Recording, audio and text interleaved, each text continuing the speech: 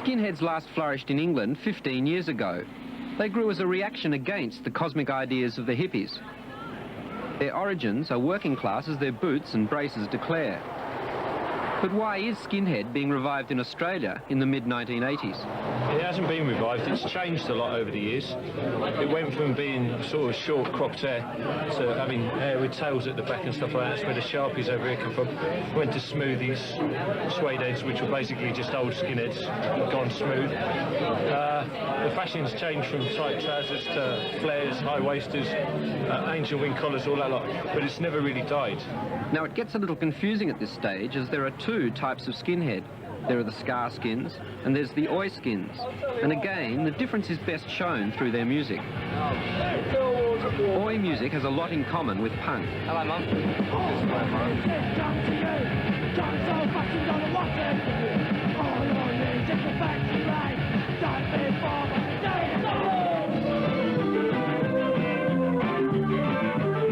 The confusion arises here because these are mainly oi skins dancing to ska music. The ois generally look tougher. They have tattoos, their hair is shorter, and their politics are more extreme.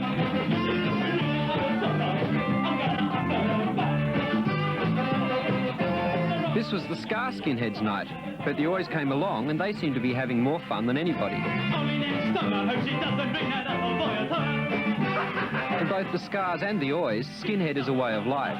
It was just being a skin, the whole feeling of being a skin and doing what we were doing, going out to pubs, having a few drinks, going to see the band, having a great laugh. Even after that, we'd go to parties, and even if it was a dull night, we'd go home at 12 o'clock. There was something great about that night, being a skin. And when I wasn't a skin before that, I look back now and say, what a bore it was. I used to go to the movies every Saturday night, go play Space Invaders. What a bore. So the scar skins are just out for a good time. Politics is not an issue. Like the mods, it's the clothes, the music, and the group. Politics don't come into it at all. It's into In a way, yes. It comes into boys and things like that. You get sort of fascists. But with scar skins, a lot of the skins around here, they're not that much into politics. It's something you forget about. You go out and you just forget about it. The only time I think about it is when I've got to vote. In England now, there's a new movement called Oi, which I've heard the Oi skins in Sydney, which they all follow. Mainly I think they follow that because the music is just what they want. But the skin image is the image that's going to go against the government because people are scared of it. It just looks too rough. If you're showing something by walking down the street looking like a skin for in the first place, I mean, you're showing aggression, and aggression you can show against the government, pushing you away.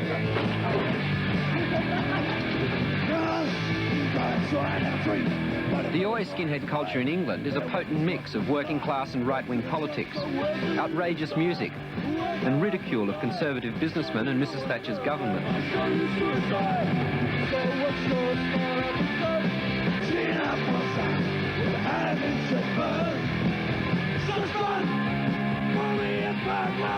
In Australia, their numbers are small. Their extremism isn't as fierce. But if you meet them face to face, you should take them seriously. Most other groups are scared of the ois. So they should be. Why do you reckon they should be? They'd beat us up, wouldn't they?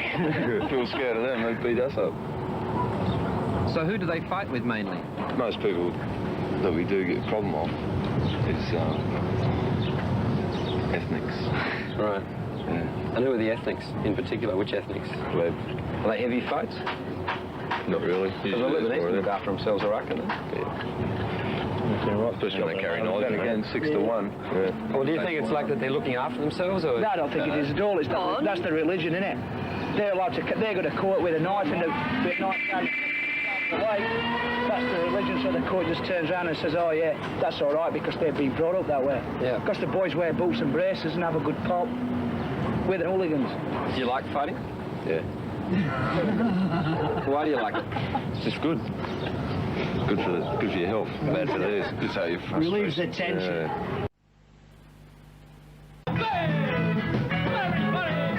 With all this love of the mother country in English accents, I wondered how many are Australian-born. The answer is probably about half. A lot of skins you will find are English, or maybe you've got English parentage. I mean, nowadays, maybe some of these skins, their dads were skins in England. Not all skinheads are racists. Some even lean the other way. But it's the racist attitudes that cause outrage. And we'll look at that in a moment.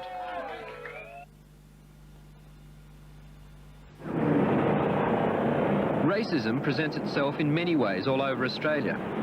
But the racist attitudes of the skinheads have gained lots of media attention. Creeps to everybody. I mean, where I live in Marrickville, it's an ethnic community.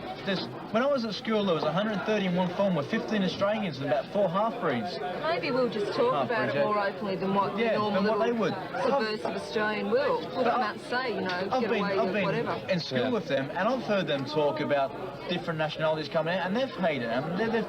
And we always seem to cop, mainly because of the way we dress. And if we say it out loud, then we get in trouble just because of the way we dress. But if any person with hair down past their ears and has a pair of Sanchez, a jeans and a T-shirt on, they say it, nothing's thought of that. Most skinheads do agree on one thing: the halting of Asian immigration into Australia. And the Ois put it down to the need for jobs. It's fair enough if one wants to come here and he's going to do something that'll help us, you know. Like if we're short of we're short of doctors or something, if we haven't got them, well, fair enough. But when they come over here and they haven't even got a job, you know, and we haven't either, why should they get interest-free loans and that, you know? Why burden us if they've got something they can do? Why bring unemployment over here? Because they come over in, like, how many of them have got jobs and we ain't? And they reckon they're all starving, all that. Look at all the brand new cars that they drive around in there, around the city and that. I mean, they might have worked hard for them or something like that. Yeah, they walk off the plane and get $2,000. They're denouncing the government's assistance to refugees. They just get off the plane and get a job. They go in factories and they work for twice as less as anybody else and nobody knows about it. The skins in England were very strongly associated with the National Front. What happened there, I guess what's happened here to a certain extent, is they don't like to be used by these movements, but they like to identify with them. At the same time, they don't want to feel as if these movements are using them to be strong-arm boys or to be a good image to have up front or something. So they're in a bit of a bind themselves. I mean, they identify with it, but they don't like to get pushed around either.